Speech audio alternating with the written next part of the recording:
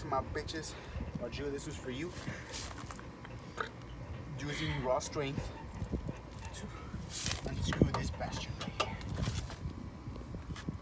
What are you thinking?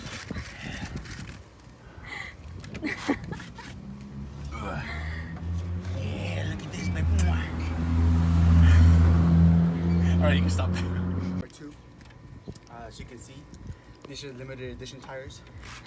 They come with a removable attachment. These bad boys smack right on here.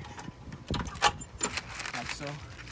Anyway, if you get a little bit closer. Oh shit.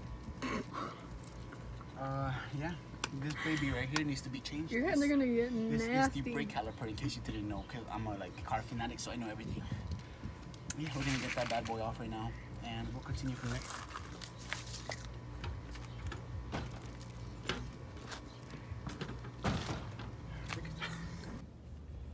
You know, just applying the brake grease to make sure that I don't hear none of that nasty squealing.